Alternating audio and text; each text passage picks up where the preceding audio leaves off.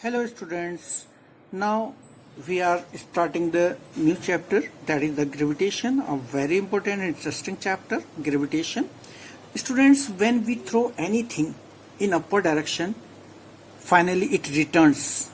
If you throw in anything in upward direction, it returns, and it seems that Earth attracts everything towards its center. Earth attracts.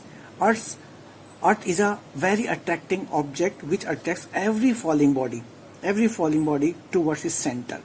So that force with which Earth attracts to itself is called the gravitation. This property is the gravitation, and that force is known as the gravitational force. So now we'll try to understand what is that force and how can we express in the formula. Okay, so Newton, it is the Newton's universal law of gravitation. According to this law, if we assume two bodies having masses m, capital M, and the small m, I am taking two different bodies having the different masses, and suppose they are separated by a distance small d. Okay, so according to him, the force between them, and remember this force is always attractive force, it is always directly proportional to the product of their masses m and m, and also inversely proportional to the square of the distance between them. Okay, it means by increasing the distance the force will decrease.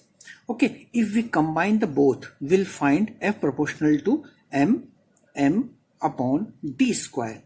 Okay, and if we remove the proportionality sign, then we can write F is equal to a constant value capital G m small m upon d square. So dear student, this is known as the law of gravitation, universal law of gravitation. One question you should think, why it is known as the universal? Because this law is applicable in every condition, every place. Okay, for the planets also and for the smaller things also.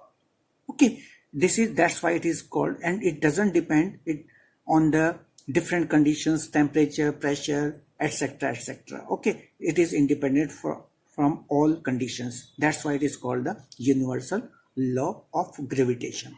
So this capital G is called the universal. It is called the universal gravitational constant. Gravitational constant. Clear? Universal gravitational constant. And its value is, you should know, its value is 6.673 into 10 to power minus 11 Newton meter square per kilogram square. Okay, or we can write sometime it is approx 6.7 into 10 to power minus 11 Newton meter square per kilogram square. Okay, but you have to use that value only which will be given in your question paper. Okay, this is the standard value of capital G, universal gravitational constant. Now it seems tough to remember the unit of this one, so you can find the unit from here. If you make the subject capital G here, G is equal to F d square upon m small m. Okay, the unit of force is Newton. So Newton, this is the distance, meter square, and kilogram into kilogram. So unit is Newton meter square, kilogram into kilogram, that is the kilogram square. So it's very easy to remember, and we can define capital G also from here. If we take d is equal to 1 meter, m, capital M or small m is equal to 1 kg, then we can write G is equal to F, that is gravitational constant capital G is defined as the gravitational force between the bodies of 1 kg, which are separated by a distance 1 meter. So try to make the definition yourself. It's very easy. Just assume that everything except F here, it is the 1 meter, m is 1 kg, m is 1 kg. So take all these one unity and capital G is equal to F and try to make the definition yourself. It's very easy.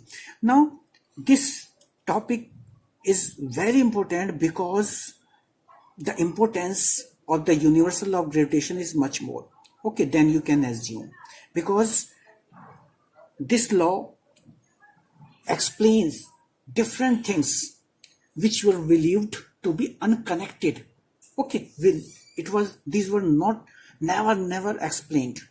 So I'm writing and try to understand what are these importance. So we can write, just note down, you may note down, you can, I'm already written here, the importance of the universal law of gravitation. Okay, so this law explains several phenomena which were believed to be unconnected, okay, not related, but it is related to this law. The first phenomena was the force that binds us to the earth. Okay, why we are not flying, why we are exactly, why we can walk, and why we can sleep, why we can move on the surface of the earth. This is only due to the gravitational force. Okay, so the force that binds us to the earth, this is the first phenomena which was explained by this. And the second phenomena, the motion of the moon around the earth. Okay, moon is the, satellite of the, natural satellite of the earth. And the third is the motion of the planets around the sun. The 9 planets revolve around the sun. So this is due to the gravitational force. And the last is the tides due to the moon and the sun. Okay, so